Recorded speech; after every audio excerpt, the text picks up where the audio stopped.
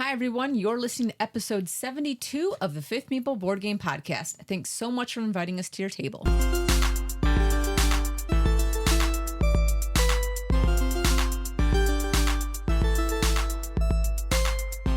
Hello, everyone, and welcome to another episode of the Fifth Meeple Board Game Podcast. We're a group of diverse friends who offer our takes on the latest and greatest board games to hit our table. I'm your host, Daniella, the goofy noob, and I'm joined today by the collector. Hey, this is David. The intellectual introvert. Hi, everyone. This is Chris. And the deluxeifier. Hello, it's Pete. All right, everybody. Today is part 2 of our 3-part series where we each count down the top 15 board games of all time. That's according to us individually. But before we get to our lists, David, what's our topic of discussion for today? Yeah, so today I was listening to some other board game podcasts, and they were talking about, when you're a host of a board game night, do you organize it any certain way?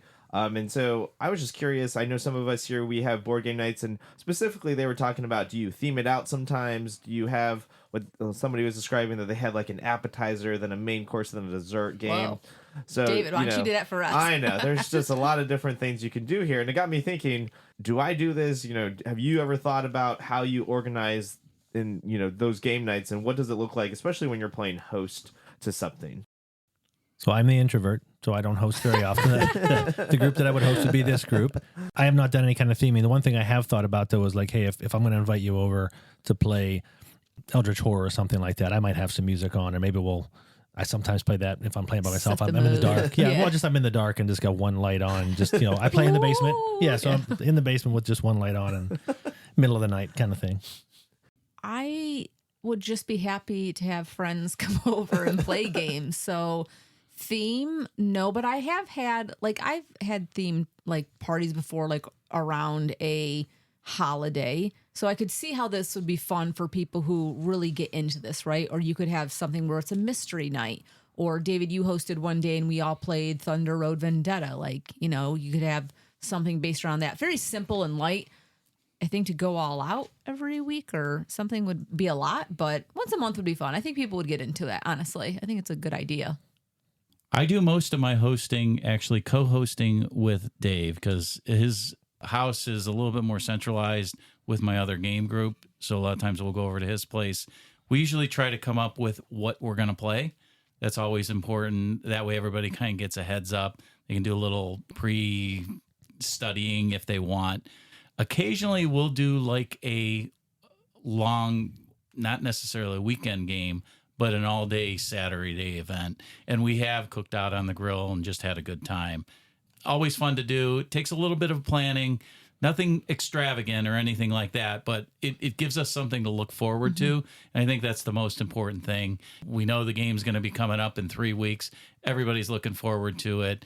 We invest some of that time. And when we get there, we just really dive into the game, have a good time, and playing with our friends. That's great.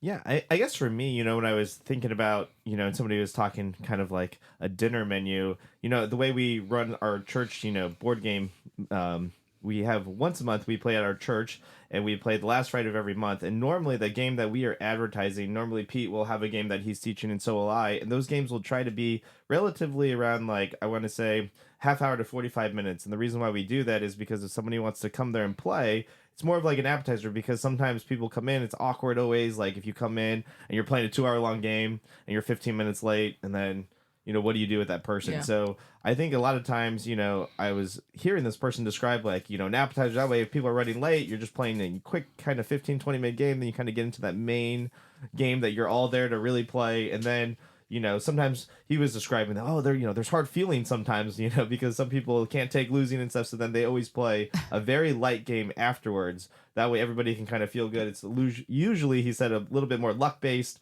or whatever, but then kind of gets everybody kind of back in the mood to, I guess, go home. But anyways, I just thought it was an interesting take on it, and something that maybe I will incorporate a little bit more, because I know sometimes when you play a really heavy game, if you play with the wrong people or people that take it way more seriously than other people, sometimes that can leave a bad taste in people's mouths. So just kind of like a light kind palate of cleanser, palate cleanser that's a little bit more random and crazy. Maybe that's a good way to end the night. That way it ends on a high note instead of some people it ends kind of on a bad note. But I never have a bad note, so I'm always game. I don't care who wins or loses, at least most of the time. Yeah. All right. Well, those are some of our conversations surrounding the hostess with the mostess. If any of you guys have any ideas, or maybe you guys have hosted something yourself, I'd love to hear what that might look like. Or, if you had like a fun theme, maybe you played werewolf one night and maybe you brought a wolf mask. I don't know. Or you had some type of like mutton and you're all eating lamb's leg. Throw us something that you have done that's creative, and maybe we'll read it on a future podcast. So I used to have, it wasn't an earring, but it was an ear wrap. It was a dragon that went kind of wrapped around your whole ear. And I had that for Dungeons and Dragons, and I searched desperately for that before we played Shadows over Camelot, where we're going to go out and battle. I could not find it. I was just going to walk in with it on and see what happened, but couldn't pull it I off. hope you find it. Yeah. Renee, look for it. That's hilarious. All right. Thanks, everybody, guys. So those are opinions on that.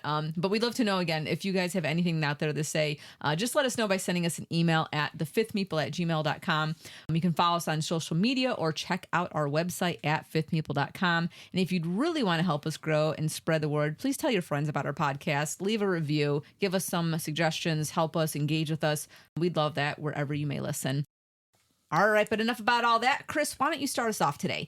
Remind us what your numbers 11 through 15 were, and then give us your number 10 of all time. Number 15 for me was Baseball Highlights 2045. 14 was SETI, Search for Extraterrestrial Intelligence. I followed that with Revive, Maracaibo, and then number 11 was Endeavor Deep Sea. Into the top 10, I'm going to hit the ground running here with a fantastic game, at least in my mind. My number 10 top game of all time is Spirit Island, designed by R. Eric Russ and published by Greater Than Games. This is a brain burner of a co-op that works great as a solo game as well. In fact, a lot of times I think that's how a lot of people play it. In Spirit Island, you're playing as one or more spirits helping the local inhabitants defend their island from colonizing invaders. You have a deck of cards that determine what actions you can take during the round, and every round the colonists just keep coming and expanding and spreading blight. It's really hard at first, then you realize some basic tactics. Winning becomes a little bit easier, but then there are so many ways to jack up the difficulty level, so it's a challenge pretty much forever, and I don't know if I'd ever really call it easy. Each spirit's also drastically different from the other, so even in the base game, there's tons of replayability. Then I personally have one of the many available expansions as well with new spirits, new mechanisms. I haven't even cracked that open yet. I'm honestly still early in my plays here. I need to find ways to massage my brain a little bit, get Spirit Island to the table more. BGG has Spirit Island at 11 overall with an 8.3 rating. Wow. I'm in that same ballpark. Spirit Island is my number 10 top game of all time. So how is this co-op? You're all trying to clear the island. So okay. If we're playing this co-op, I mean, one player, you have one island piece, you're one spirit. If you're playing co-op with two other people, you have three pieces of island that are all together. Okay. And then things can just branch out all across that. You're all playing on that central island, and you're working together to try to either kill the invaders, wipe them out, scare them away, whatever the case may be. The game looks really cool. Like when it's laid out, it intimidates me though. I don't know if this is too much for me, but it looks cool. Again, the great thing, there are spirits that, hey, this is a low complexity spirit. Here's a medium, here's a high. So you can play with a low complexity spirit where it's, hey, your spirit just kind of focuses on defense. You're going to try to, prevent some damage from being taken while someone else can come in and be more aggressive. So there is opportunity for, we're going to give you an easy spirit while you learn the basic mechanics. Yeah, I played this with my other game group. Bob actually owns this. He wanted to get this to the table. Dave and I were definitely willing to jump in. I enjoyed it. It definitely is a challenge, especially, learning the game and trying to understand how those spirits move. I think originally we set it up a little bit different, so we didn't have the tiles the right way. So I think it made it more difficult than it needed to be. But yeah, I'd like to play this one again. I think there's a lot to discover in that, and with all the different spirits that you can do, the different ways that you can play the game, I think there's definitely a lot of replayability on that game. Yeah, for me, I played Spirit Island very early in my modern board gaming kind of when I was going into the hobby, and I bounced really hard off of it because it is pretty complex, and I think it was just, at the time, a little bit too complex for what I wanted to chew. I remember playing it with a buddy of mine, and we were learning the rules for like 3 hours, so that kind of tells you something, but you also shouldn't open the game at 1 in-the-morning, so that's also something that you probably should not do. But yeah, I'd like to maybe get this back to the table, but, sometimes those initial plays, if you have a bad teacher, you don't really want to play it again, and maybe I was the bad teacher that game, so. But yeah, good pick, Chris. All right, David, let's bounce to you now. Remind us what your numbers 11 through 15 were, and then hit us with your 10. Yeah, so my number 15 was Trinket Trove. My number 14 was Logic and Lore. My number 13 was Cascadia. My number 12 was Brass Birmingham. My number 11 was Galileo Galilei. And number 10 is SETI, Search for Extraterrestrial Intelligence. I know Chris had this on his list at number 14, so I just have it a little bit higher than him. This is also new to my list this year, but I just really like this game. Kind of hits what I love about, space themed. I love multi-use cards. I love kind of all the different actions you can take, and I still think there's just so many different ways to get to victory in this game. The one negative that I know we talked about in the last episode potentially about this game is sometimes the downtime in between turns can take long, especially when somebody's chaining a lot of things, because they're just, some people chain things better, and so those engines really build. But there is a lot of could be a lot of AP too in this game, because there's a lot of interworking pieces. So as things move, you're trying to really chain and plan ahead, and if you don't do that, you can really fall behind. So there is that to this, but overall though, really love this game. I know they're coming out with an expansion for it. Really excited to see more aliens and stuff like that kind of coming out and seeing how it changes the gameplay up. So I'm really looking forward to getting this back to the table. I do think it's one of those games, though, that the more I play it, the more I just want to play with people who know how to play it, which I hate to say because that doesn't really bring people into the hobby. But, it's one of those games where I rather just sit down with people who know how to play the game. It's one thing, too, to learn and grow with the people that you started learning the game with. So that's, and people who like the game, got to like it. Yeah, you can leave me out when you play it again. I'm sure we'll be hearing about Shackleton here soon, because I like this game more than Shackleton. So, Well, David, you mentioned it was on my list, and I mentioned at the last episode that while it doesn't call to me when I'm done playing it, I'm always like, well, that was a great time. Satisfied. But I always also follow that with, but man, it was a lot of downtime. Yeah. So just like I said, that's the one piece that for me is just, that's what might, again, eventually knock it off my list, that it's just so much downtime. Yeah, and there's a little bit of a build-up, right? Like in the beginning, too. Yeah. So I'm hoping that this expansion maybe helps a little bit in some senses, maybe shortens the game time a little bit, too. it could be, to your point, David, getting the right player count and the right people around the table to see if that shakes some of that off. Yeah. Well, if Pete's not showing up, then no, I'm just messing. I'm just messing. All right. We all know our weaknesses, I think. All right. Pete, why don't you remind us of your 11 through 15 and then hit us through your 10? Absolutely. So number 15 was My Father's Work. Number 14 was Coloma. Number 13 was Obsession. Number 12 is In the Halls of the Mountain King. Number 11, a favorite of all of ours, I think, Lords of Waterdeep. And coming in at number 10, this one fell a little bit. Not quite sure why, but this is where it ended up on the list.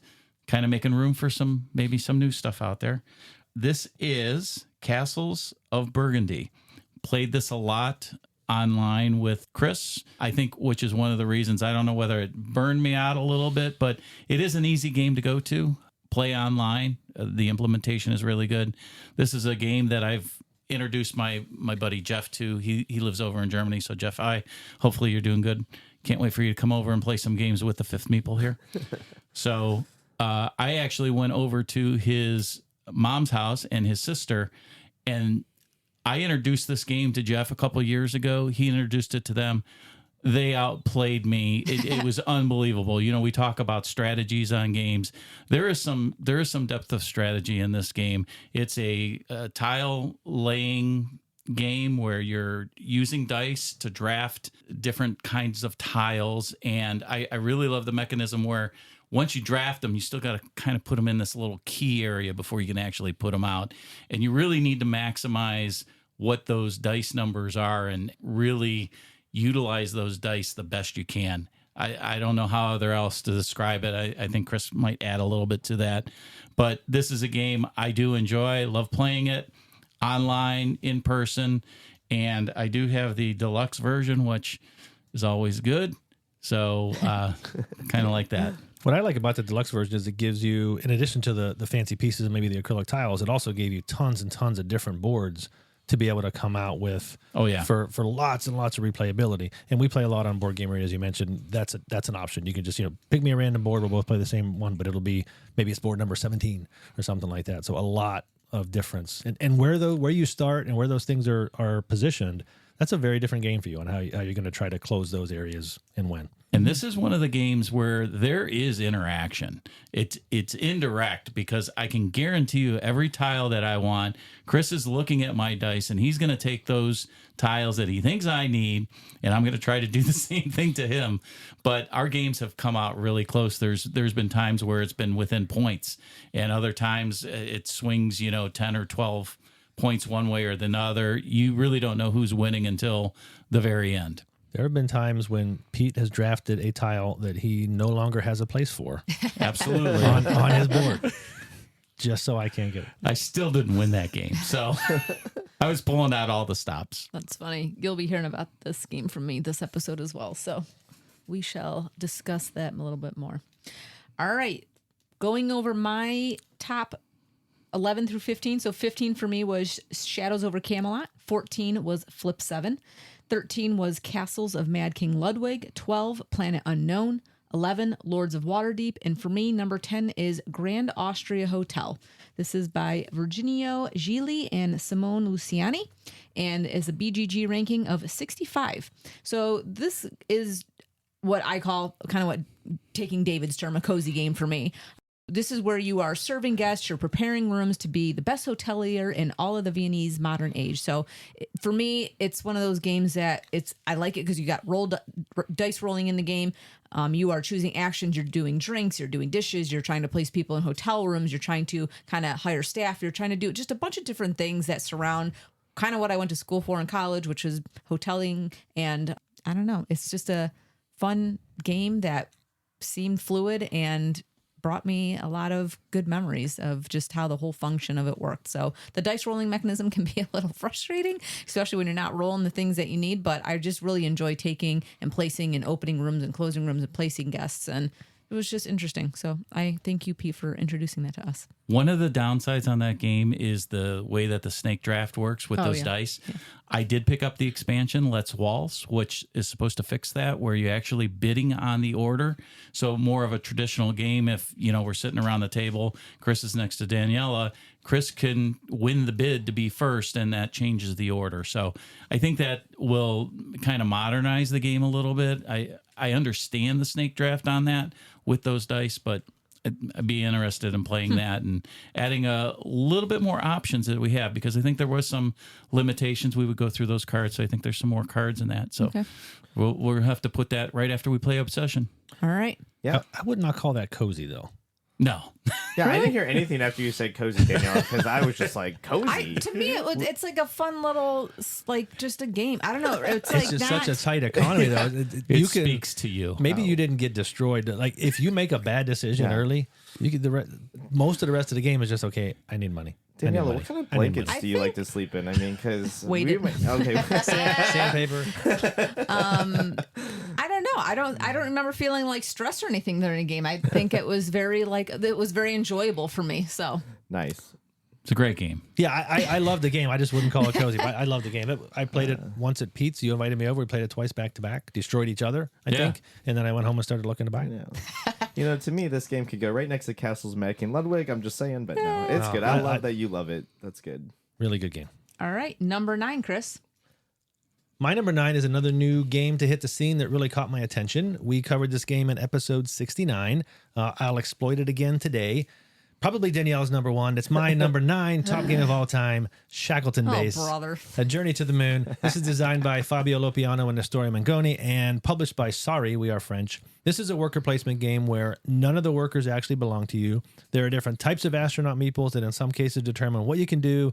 In other cases, they determine if you get a bonus action. But in all cases, they challenge you to think how best to use them, not just for that action, but also what may happen next with them or because of them. There's a ton of replayability here with the different corporations, all of which give each game its own feel. Our games have been a little bit long, but each one finishes with me wanting to play it again. So it's 4 players max. Maybe that's a 5th meeple sin, but I'm willing to give it a pass because it's just so good, unless you ask Daniela. Well, is this cozy for you? It's such a cozy game. BGG has Shackleton Base at 834 overall. Wow. That's an absolute crime, unless you ask Danielle. For me, though, Shackleton Base is my number 9 top game of all time. I am looking to buy this, but I'm just not willing to spend the money yet. I mean, absolutely mind-numbing game. There's a lot. It is heavy. That's just my biggest thing. It's not horrible, but it's tough. I'll just say that. Yeah, 3.84 weight on BGG. For me, that's like brutal. This is a great game. Actually, surprised this isn't though lower on your list. I thought this was going to come in at a. I just haven't played it enough. Okay. So if I owned it, it would be very high. Yeah. Very high, because I'd be getting at the table more. Right now, it's just I got to find David at the right time when he's putting it on the table. Yeah, this is one you can include me when you play it. I did enjoy this game. full disclosure here, it didn't make my top 15 list, but I did enjoy the game. It very thematic, I think. And there were some moments there when that asteroid's coming. We've mentioned this before on the other game. There's some moments in this game where it's stand up, almost yell out, kind of going to see what's going to happen. And that interaction that I really like. Nobody wanted to flip those tiles and see where it was going to hit. So, yeah, great choice, Chris. I'll have more to say about this later, but great choice. All right, David, number 9. Number 9 for me is a 2-player only game, but it's a co-op. I know co-ops are sneaking into my top 10. It's new to me this year. It's Sky Team. Yeah. And for those of you who don't know what Sky Team is a 2-player cooperative game where you and a partner act as a pilot and the co-pilot, working together to safely land an airliner at airports around the world. Each round, you silently assign dice to cockpit controls to manage the plane's balance, speed, flaps, landing gear, and communications with the control tower. What really stands out to me is the dice assignment, how the mechanism works, where you're having to put basically a dice onto the board and your partner, without talking to them, has to either match it or not, because bad things can happen if they don't. And what makes it even better is that when you're flying into these airports, they took real airports that are out there, and they made it so that when you're flying into them, it's like if you were a real pilot, the challenges of getting to these different airports. And in fact, I think there's a lot of fans that have made other airports that weren't included in the original game just as, side projects. So you can fly into a lot more airports around the world that people have created. I did play it with a pilot recently, and he just loved the game. He was like, wow, I can't believe something's like this, and he flies planes, but he got the feel of what it was trying to do. And so, in my opinion, I've never flown a plane or anything, but I love the experience of flying. At one point, I did want to be a pilot, so maybe it hits that vein. And my wife will play this game with me, so that's always fun too. But it is very challenging, but it's a lot of rewards there, and it's really fun. You can play a game in about 15 minutes, so that's always a plus too. So for the pilot, was he able to understand, do you think, easier because of how it was designed? He thought it was really thematic. Okay. I mean, just, as far as the different instrument gauges and kind of how you have to come in at different angles to different airports. And, obviously it's very dumbed down for, what it is with dice, but he had a blast playing it. So, yeah, just a great game in my opinion. All right. I just don't get the appeal of these games where you're playing with other people and you're not allowed to talk. Now, that's just me. I could be totally wrong, and maybe it's a great game. It does not appeal to me at all. I'm just going to say that. I probably won't even want to try it. Well, you could talk in between the rounds, but once you roll the dice, that is when you're not supposed to talk anymore. You can't say, "Hey, I got a 3." Yeah, over exactly. Here. Don't put that over there. Exactly. So it would make it a little too easy. Yeah, and I understand the reason behind it, but it's just like what's the other game where you can't say anything? You're playing cards down. I can't think of it now because I don't think about those games like that. We did play a game like that recently. Like we that. definitely did not follow the rules. I don't know if it was Friday the 13th or one of those games, but I think it's called The Mind, where you're trying to put down numbers and try to get up. That's the whole point of that game, though. You can't talk to each other if you're playing The Mind. I've never played it, but I know that. Hey, I've got a 7 over here, so you can't do that. I was like, the game has that too, where you're not supposed to, but yeah. Oh, maybe that was the game. I enjoy Sky Team. I wouldn't put it in my top 15, but pretty enjoyable. Not quite sure on the theme why, again, the pilot and the co-pilot can't talk to each other if it's thematic, but maybe they're just, they're so concentrating so well that they just got to do their own thing. But it is a fun game. You should play with your wife, and then, you can't talk to, but you have to just see how good that marriage is. That's what I'm saying. Interesting. See if you crash and burn, or if you just fly straight, but excellent. All right. Pete, number 9 for you. All right. Well, number 9 is a new to the list for me. This is a game that I wanted to back, and I did not. My buddy Jeff did back it. He did back it because I said to back it. He is very glad he backed it. I played it a couple times with him and his daughter. Really loved it. It is called Inferno. And basically, this game right now, it's new to the list. It's a 2024 release. We played Jeff's version a couple times. Right now, it's on BGG at 1336. So 1,336. This is a game about going down to hell, and you are like sending Dante's Inferno. Dante, and you're sending these souls down into these different layers of hell, and getting resources based upon where they go. It's just really fun game. I want to buy this. I think they are going to be doing another release of it when they do, I'm going to back it right away. I've been trying to find the deluxe version, which is out for sale, but it's like $300-$400 people are selling it. Really, really great game. Real unique because, again, you're moving down. You can keep moving those people down as long as there's spaces. So it's almost like a checkers where you can keep moving until you finally end up on an open space, and that's where you end. And is once the lowest level still reserved for traders? I believe so. All right. Yeah, you have to look it up. Like the book. But looking forward to this, Jeff, when you come back in, this is one of the games we're going to play. I actually want to see if you guys want to play it with him, if he'll bring it over. I think it'll be a really great game just for you guys to try Is it a out. large setup, or how's the setup on the table? It's a big setup. It is? He got Okay. he got the play mat and all that, the deluxe coins. I think I've would've seen a done it. picture of the board. It looks like what you read the book. Yeah. Danielle. Yeah, I read it as well, and it looks like Yeah, it's the layers. Yeah, the layers, and I think I've seen some pictures of Dante's Inferno. I am very interested in trying to play this game. Yeah, we will play it when he comes in town. I think he's going to be coming in the next couple months, so Nice. we will be playing this one. All right, so for me, number 9 is Castles of Burgundy. That was Pete's number 10. So this is a game by Stefan Feld, and it is a BGG ranking of 16, which actually surprised me. Pretty up there. The description here is just, again, as Pete kind of mentioned, planning, trading, building your Burgundian estate to prosperity and prominence. And this is, again, one of these core memories for me in gaming, where I remember playing this for the first time at Chris's house. We played, I think you were there too, Pete, and it was just a great game of what are we doing, or individually, what are we doing here? And I'm saying that just collectively, but not individually. Are you growing your livestock? Are you investing in knowledge? Are you constructing the right building on the right spot? Am I reading the correct building that I just built, or am I thinking that was something completely different than I thought it was? And so I think that the third time I played that, I totally jacked that building mechanism up. But for me, this is a satisfying game as you're playing it and as you're building that out. And building, do you want to go for the animals? Do you want to go for these different things? And just finding that right mix every single game feels different to me. There's some games that I play that I feel like I'm doing the same thing every time I play it, and I'm not really looking for something new. But for me, this game always does feel a little bit fresh and new, and I really enjoy seeing what I can build in front of me. Yeah, I will be talking about this probably not this week, but it may come up again All right. in the next episode. All right. Excellent choice. Again, we're just one off this Yep, one. I know. We're close, Pete. We were close. Neck and neck. So close. All right, let's go Nice. to our number 8s, Chris. My number 8 is a game I know isn't going to be on anyone else's list at this table, but I actually really enjoy it. My number 8 top game of all time is Blueprints of Mad King Ludwig, designed by Ted Alspach and published by Bezier Games. This is a version of Castles of Mad King Ludwig, which maybe will show up later in my list. But in this case, you're drafting cards with rooms on them. You're drawing them onto a vellum sheet to create a castle, and you're keeping it within this predefined area. Honestly, when you're first introduced to this game, at least I'm like, how am I ever going to draw that? But that's where the transparent sheets come in. And when you're done, you have this colorful drawing to forever memorialize either your great victory or Put it maybe your epic failure. Put We'll it on see. your fridge. Yeah, exactly.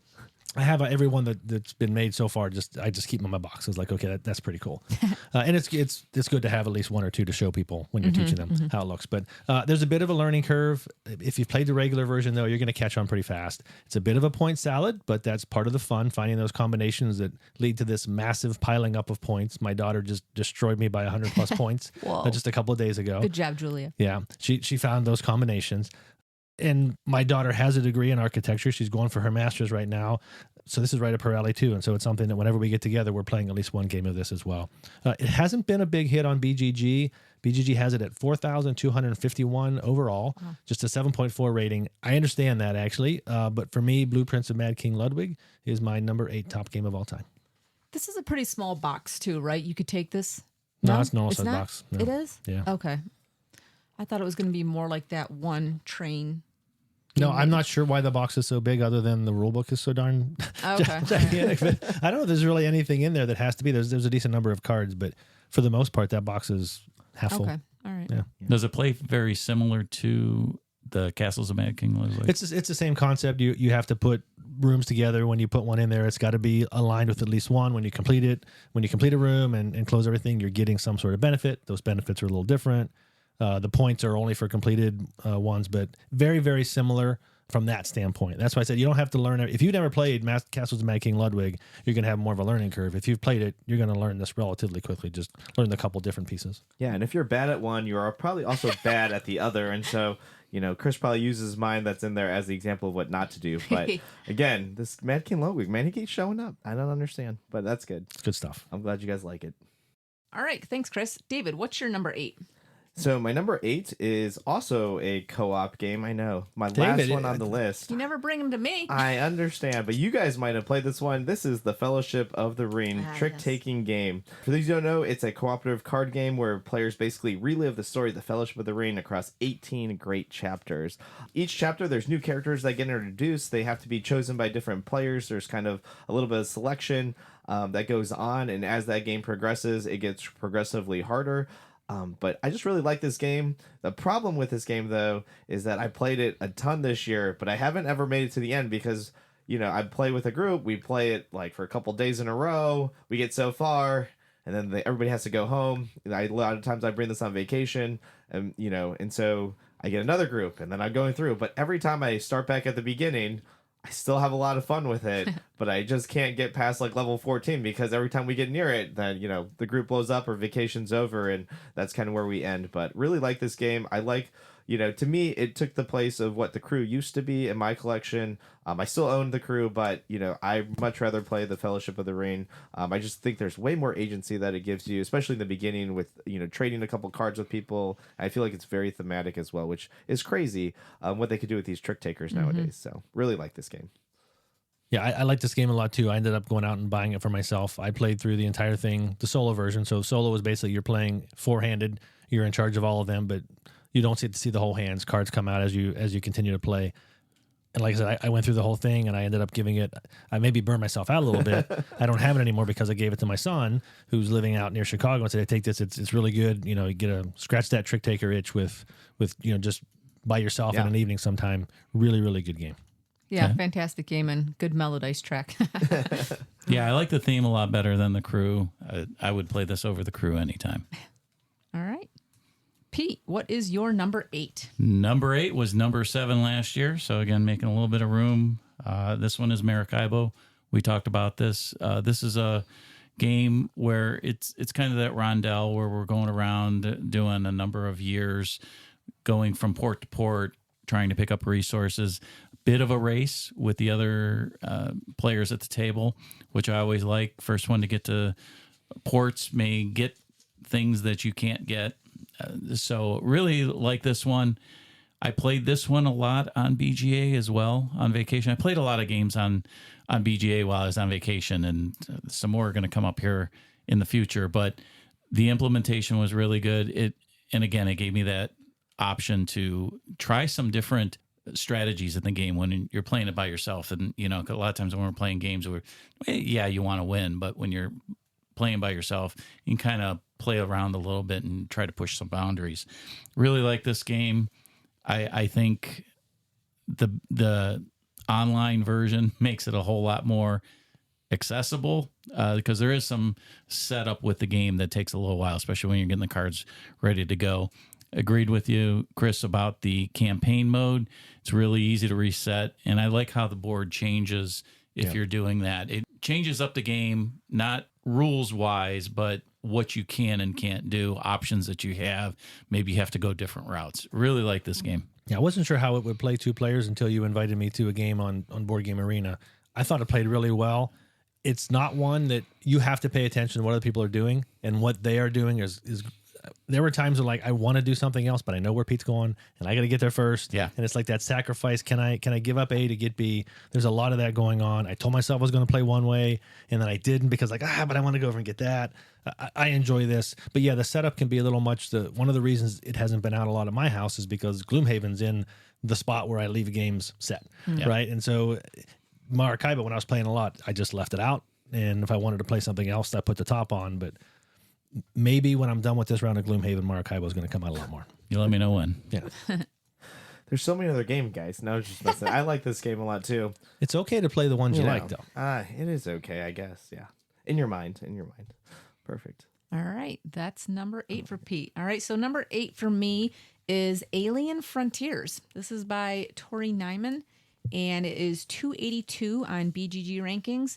And in this game, you are racing to develop and colonize the surface of planet Maxwell. I did not know that until you just said that. Yeah, that's good. Excellent. all Learning right. stuff all the time. All right, so this game is actually interesting because it's old, right? It's pretty old, and there's nothing special, in my opinion, when you lay it out on the table. It's very straightforward. It's simple. But I think that's what works for me in this game. And I love the dice rolling and manipulating the dice in this game. It is fun where you can block opponents because you are doing some area majority or area control or however you want to call that.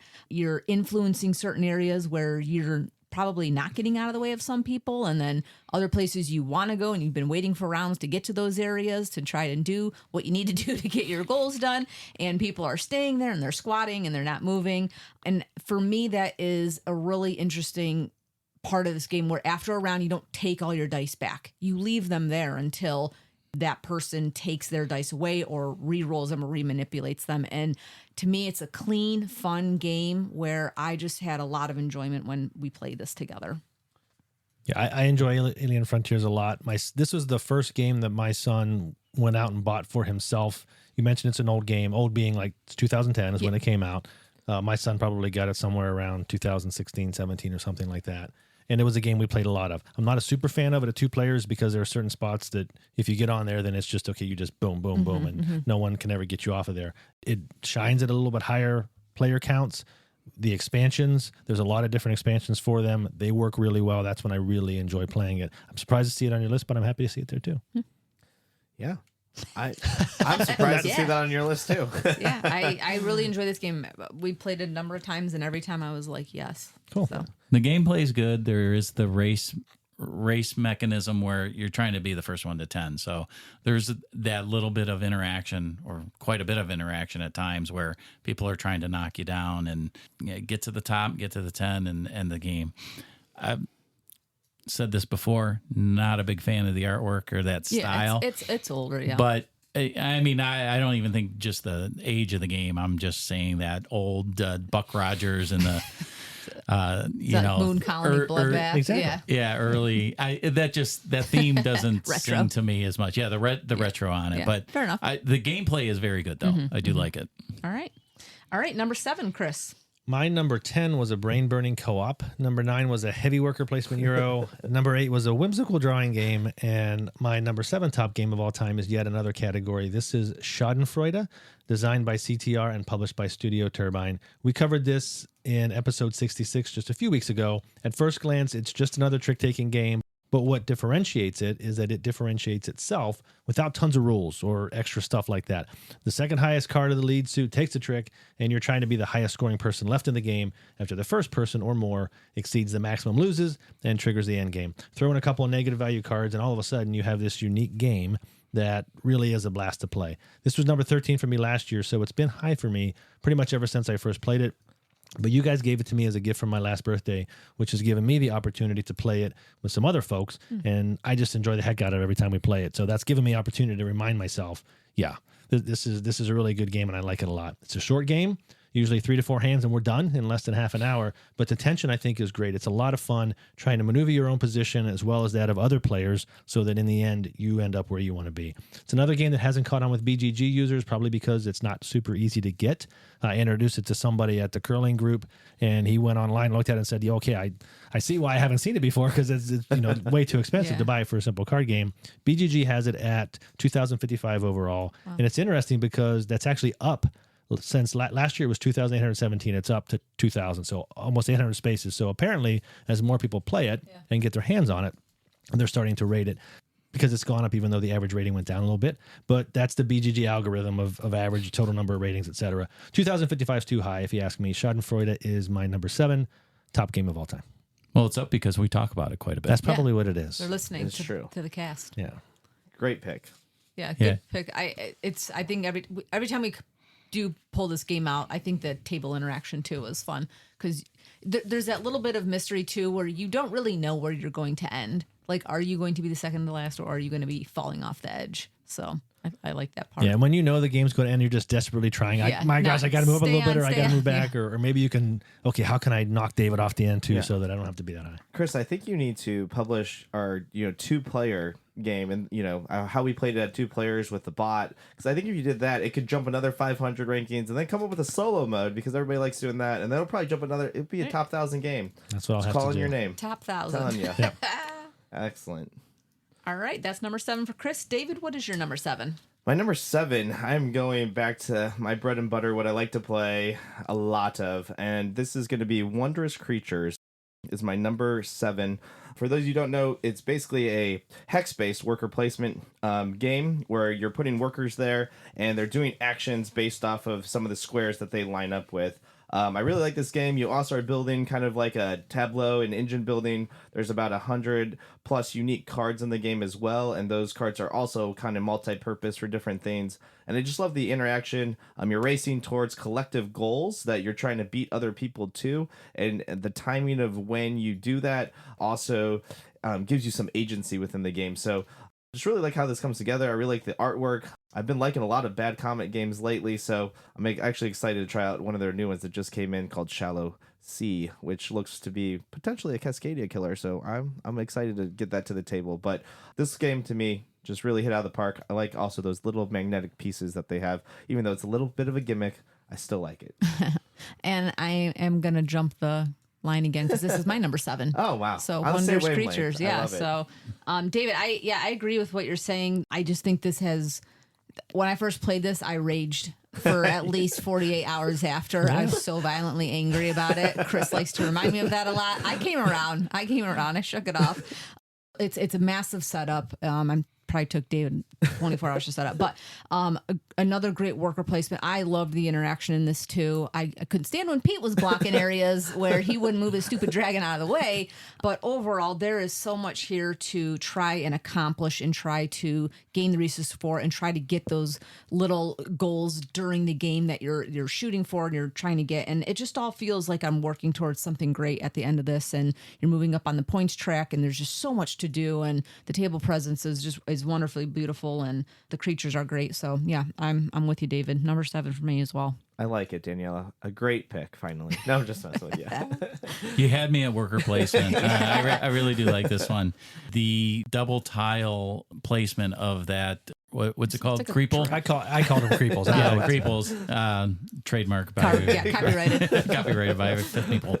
It does kind of make an interesting play on that because you're getting the things around it. The cards, great artwork, just good game. I liked it. Yeah, it's not on my list because I haven't played it enough. I enjoy it when we play it. When we first played it, I was like, oh my goodness, another one I'm going to have to go out and buy. I didn't do that, and I haven't played it for a while. But I think if you had it on the table, I'm sitting down and enjoying the heck out of it. All right. Pete, sorry I skipped you, but we're going to your number 7. That's all right. I think my number 7 will be eventually a crossover with you. I'm going to call this out now. Last year it was number 10. This one's moved up a little bit to number 7. And this is Merchants of the Dark Road. I've recently played it a couple times with Dave. Really great game where you're trying to balance out your prestige along with your money as you're doing this pickup and delivery.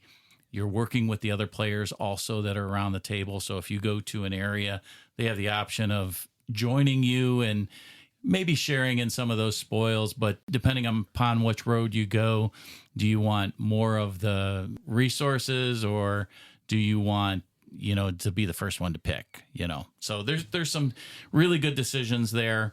This is another one that they did a Kickstarter on, and I'm hoping that the expansion does get fulfilled. I think it was picked up by All Play. This was another one of those that I backed a while ago on Kickstarter, and the company kind of went out. But it sounds like they are eventually going to bring it to the table. So once that comes out, I'm really looking forward to playing that. It's supposed to add a couple other things to it. Is that the one that's Christmas themed? Yes, it looks like it's Christmas themed, but yes, Okay. I'm just going to say that.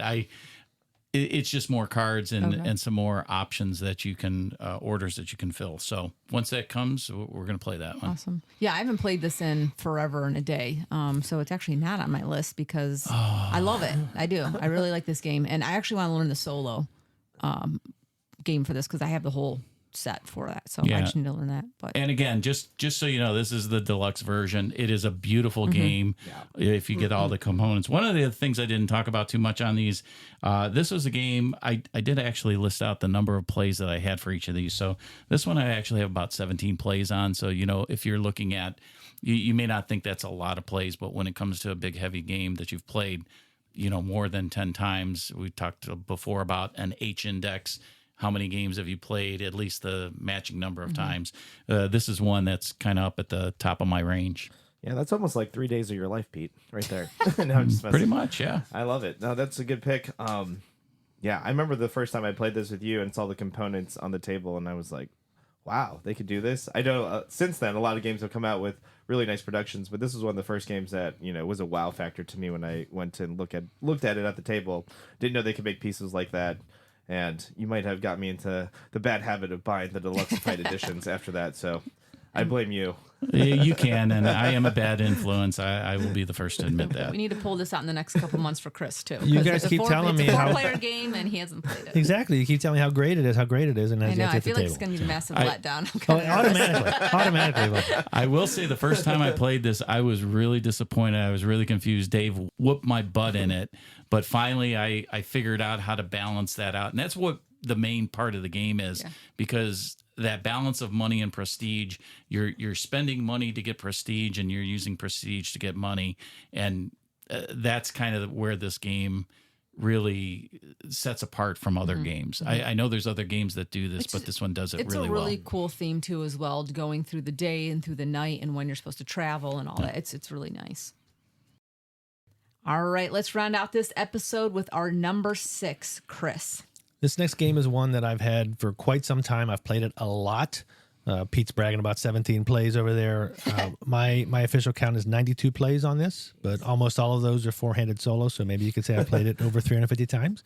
My number 6 top game of all time is Eldritch Horror, designed by Corey Konieczka and Nikki Valens and published by Fantasy Flight Games. It's a co-op game, but again, you can play it multi-handed solo, but it can go from 1 to 8 players. There's a pretty cool and very dark narrative that runs throughout each game where you're trying to prevent one of the elder gods from H.P. Lovecraft's Cthulhu lore from basically destroying the earth. There are 3 phases each round where you're taking actions, having encounters, and then watching all your work crumble to nothing in the mythos phase. We talked about this in episode 29. I've said it then and a few times after that. The game can be brutal, but I've also found that once you figure out a few things, you have a better chance of winning.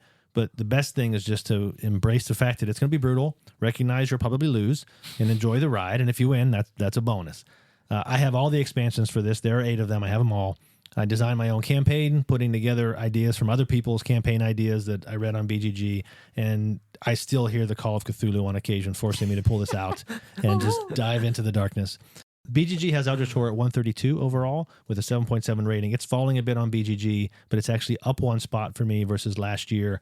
It's not going to be for everyone, but for me, Eldritch Horror is my number 6 top game of all time. Since you've talked about it so much, Chris, I had to actually buy it this year. So I did purchase a copy. I haven't got to the table yet, but maybe I'll get to play with you sometime. I really enjoyed the play when you set that up. Danielle and I came over. It was fun. I enjoyed it. It was one of those, it was an event, not just a game, and just working together and all trying to, save the world. I'm always in for that. Yeah, I liked when we were like, all right, should we kill Pete? Or like, you know what I mean? I couldn't die. I was trying to die. We tried to kill Pete. Which is cool because then you can come back as something else. And to Pete's point, yeah, it's almost an event, and there was a lot of setup, right? There's a lot of like components for that, but I felt like you were probably playing it again multi-hand with us as you're teaching us the game. But I have nothing bad to say about it either, so I think it's a good pick. Yeah, you did really good doing it as a guide. You let us make the decisions, which, we don't talk about this a lot, but, in games where, especially where they're co-ops, people can quarterback it. You did a great job of letting us make decisions. We all worked together. We took in the input. Yeah, you would have a comment or two saying, well, if you do this or do that. it's really the way I like to play it. So anytime you want to lead my campaign, I'm with you. It's coming out again pretty soon. How many people can play? Up to 8. Oh, okay. Chris, do you know if they're making more expansions or they stopped with 8? Is it officially done? Or I think it's officially done. They haven't made any for a while. They may have even said they're done. I'm surprised they haven't just jumped on the Kickstarter / GameFound bandwagon and said, "Hey, here's the all-in super big special $500 version." Maybe it's coming, but I haven't seen anything new for it for quite some time. Well, you probably have Chris. You'd probably buy it for $500. So if you're looking, Maybe I did a lot of 3D printing for this too, and so I have gate holders and monster holders and all that. Oh yeah, that was cool. Yeah. Okay, oh cool. man, All nice, right. Chris. David, number 6. Yeah, my number 6 is a really good game. I If you haven't heard about this game yet, you should stop what you're doing, go out to the store, and buy this game. This is Lost Ruins of Arnak, and for some reason, this game was not on my list last year. I've been slow to come around. I know it was on a lot of your lists, but it was not on my list. And when I redid it and looked at my list this year, this game has really jumped out, especially at the beginning of the year. I got my own copy, and I started playing through the solo to the point where I had to go buy coins that Pete gave me a lead to. I had to go buy compasses, I had to deluxify it. I just couldn't play with the normal thing. So, my wife's like, what are these tiny compasses in the mail for? I'm like, don't worry, babe, it's fine. So really enjoy this game. And it's made it all the way up to number 6. And just, if you haven't heard about it, basically it blends deck building and worker placement. There's just a lot that goes on. You're kind of like being Indiana Jones. You're exploring this, I don't even know, forest, jungle area. I don't even know what it is. Yeah. But there's just so much to do. And I really don't want to spoil it because there's probably other people that are going to talk about it later. But go get this game if you haven't. So that way when you listen to what other people have to say about it, you can be playing along with them. So number 6, Lost Ruins of Arnak. There's also a new expansion out that should be coming out soon if you haven't done it. I know they had it on Kickstarter a while ago. I think it's going to be either fulfilling or available. I saw some pictures online that, they had the pallets all packed up. So it's on a boat somewhere, I think. Well, David, I think... Is there a copy with your name on it, Pete? Or I can neither confirm or deny that. David, I think our Excel sheet merged at some point because this is my number 6 as well. So sorry, Pete. Wow, another crossover. But everything that David kind of just pointed out. This is number 28 on the BGG rankings, but this is just. To me, it's a simple, straightforward adventure game, as David kind of alluded to. This little Indiana Jones that has great expansions with you being able to be different explorers and having different characters and characteristics. And again, it's another classic, I feel, for our group, that when this lays down, we are all trying to run up that track and we're trying to get up the temples and we're trying to still figure out, like, am I blocking someone out of going up these temples? And I think we're still trying to figure out how far do I have to go up on some of those tracks to actually win the game, or can I stay and just battle the monsters? You can't. Yeah, okay. I tried. So yeah, we've tried to suss that out, but just making sure, again, battling the monsters, and everybody's kind of like, yeah, do it, go, open up that space. We're all kind of like a little bit working together, but not really, because who really has your back in the jungle? So, but yeah, I enjoy this game, and it is number 6 for me as well. So I'll open it up. 2 in a row, Danielle. I like know. it, man. Yeah, it's great. I would not have said, oh yeah, Daniella and David. Those are the ones that are going to match up. We just really came together with viticulture, and then from that point forward. That was the point. I really love this game. It is actually not on my list this year, spoiler alert, because I haven't played it in over a year. I know it's going to be like Maracaibo. When I get it back to the table and I play, I was like, oh my God, this is awesome. Yeah. And I'm going to play it, but I haven't played it much, so it didn't make my list. It did win our last Meeple Madness tournament, though. So we all know it's good. It did. Yeah. Yeah, this was rounding out on my list about 2022 was where mine. Wow. There's just so many good games. That's the last time you played it, in 22? No, ranked 2022 okay. on my list. Didn't make top 15, but it was very close. It was a contender. All right. So those are David's and I's number 6 pick, and Pete, number 6 for you, last of the day.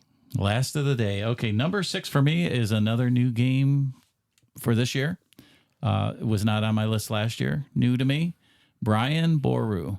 Wow. Really, really like this game. It's a twist on a trick-taking playing kind of game. There is also a area control, majority control aspect of it. But what makes this game sing for me is the interaction in playing cards. And as you're bidding to either win a city or not, there may be times you want to win that city, other times you don't. There's times where you can place, you might have the bid, and that gives you a lot of power, but it also makes you go first. So there's that balance of do I really want to go first, and putting out a tile and knowing that somebody really doesn't want it, and you're bidding with a super low number, and it just irks them to give you all those resources and that city at the same time. One game I really like, we play this in my other group a lot too. They enjoyed it when we played it.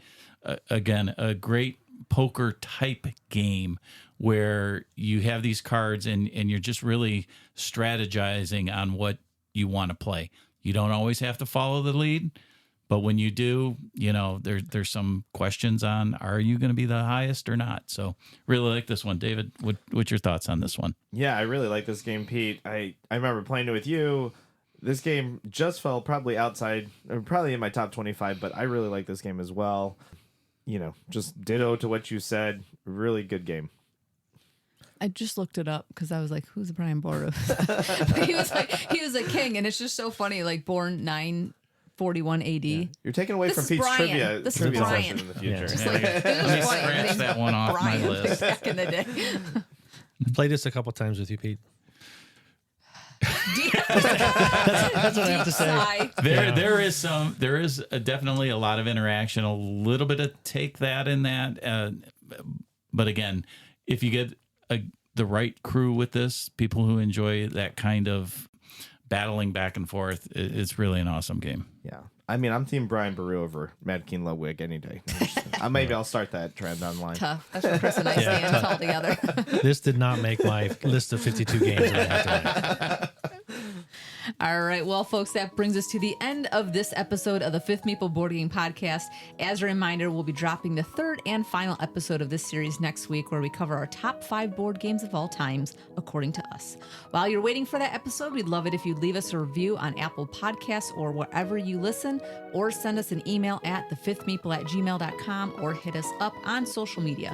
We hope you enjoyed the show today, and as always, thank you so much for listening. Until next time, may all your days be perfect 10s. Goodbye, everyone. Bye-bye. Goodbye, everybody. Adios, amigos.